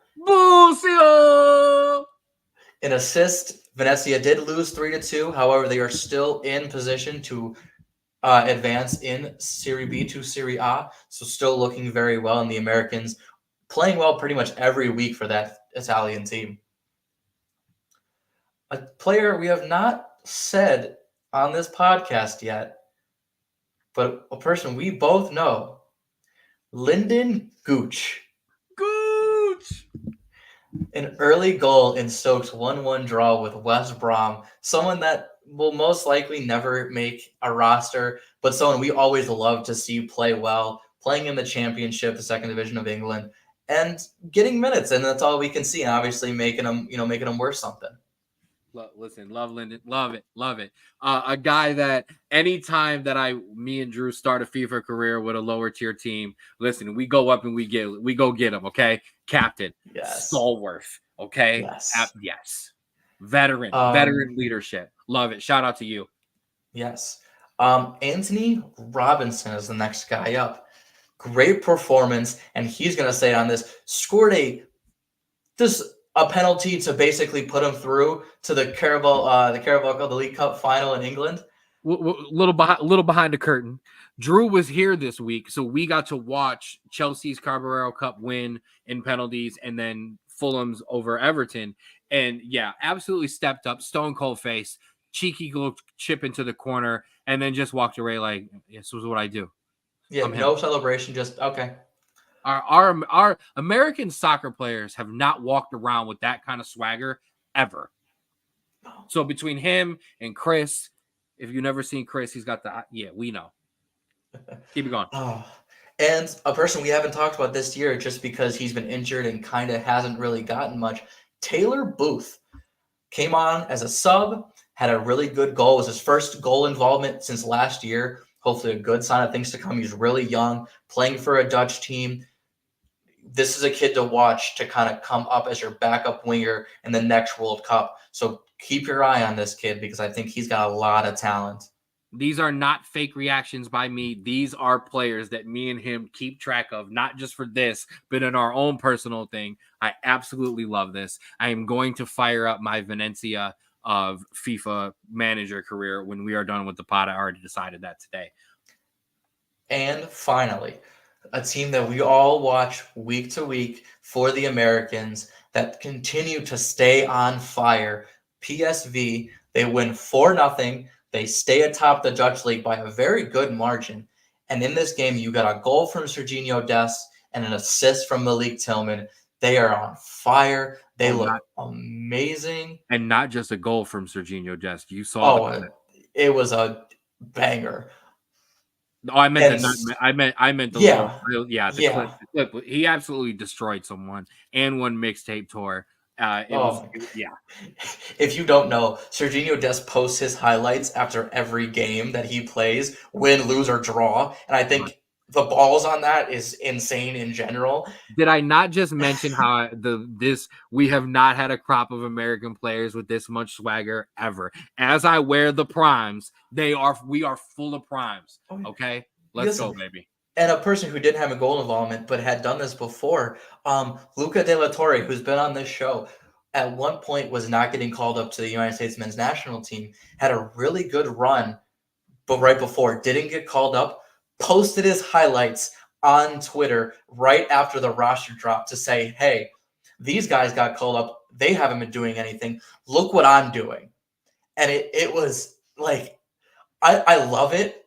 It's just Hey, Drew, did I mention at any point during this pod that we have not had a crop of American players with as much swagger as we have with these guys right now? Okay. And because people see me doing it on the pod, I'm not just random. Okay. I am a little bit behind on certain social media trends. I do apologize. I am 34 now. Okay. I'm not as on everything as I used to be. Okay. Sports wise, I'm on it.